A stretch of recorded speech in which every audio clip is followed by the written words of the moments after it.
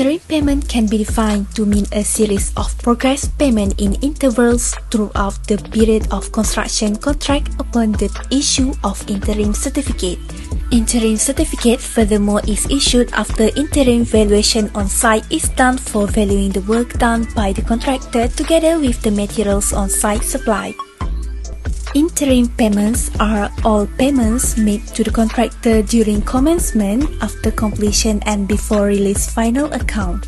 During construction, contractor is entitled to receive interim payment at regular interval in accordance with proper evaluation of the work done and material supplied. The relevant contractual obligations regarding interim payment are as shown in PWD Form 203A. When the contractor has executed work including delivery to or adjacent to the works or any unfixed materials or goods intended for incorporation into the works in accordance with the terms of this contract, and their total value of work thereof has reached the sum referred to in appendix, the superintending officer shall at that time make the first valuation of the same. In clause 28.2, which explained thereafter once or more often at the discretion of the superintending officer, during the course of each succeeding month, the superintending officer shall make a valuation of the works properly executed and of unfixed materials and goods delivered to or adjacent to the site,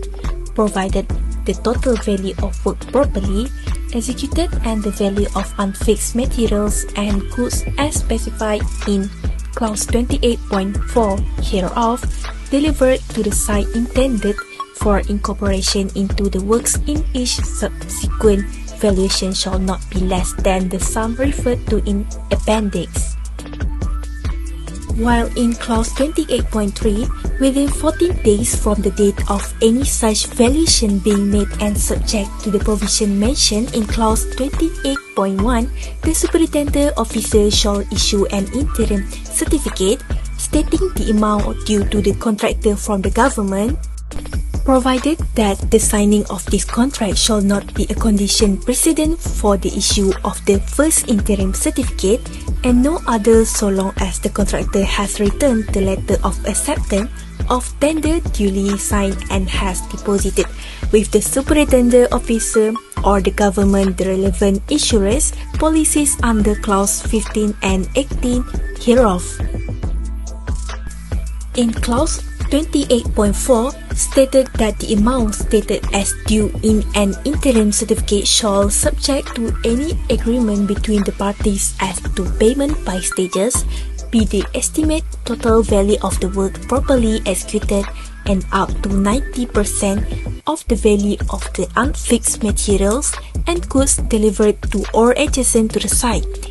intended for incorporation into the permanent works up to and including the date the valuation was made, less any payment including advance payment previously made paid under this contract, provided that such certificate shall only include the value of the said unfixed materials and goods as and from such time as they are reasonably and properly and not prematurely delivered to or adjacent to the site and adequately protected against weather, damage or deterioration.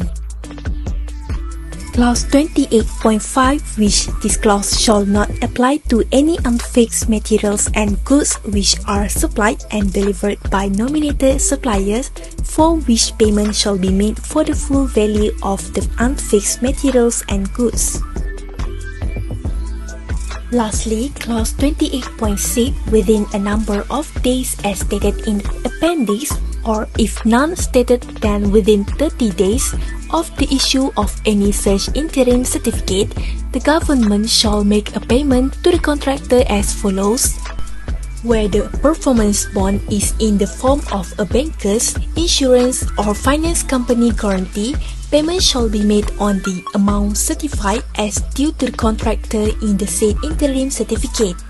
Or where the performance bond is in the form of a performance guarantee sum, payment of 90% on the amount certified as due to the contractor shall be made, with the remaining 10% being retained by the government as a performance guarantee sum, provided that when the sum retained is equivalent to 5% of the contract sum, then in any subsequent certificate, payment shall be made on the full amount certified as due to the contractor.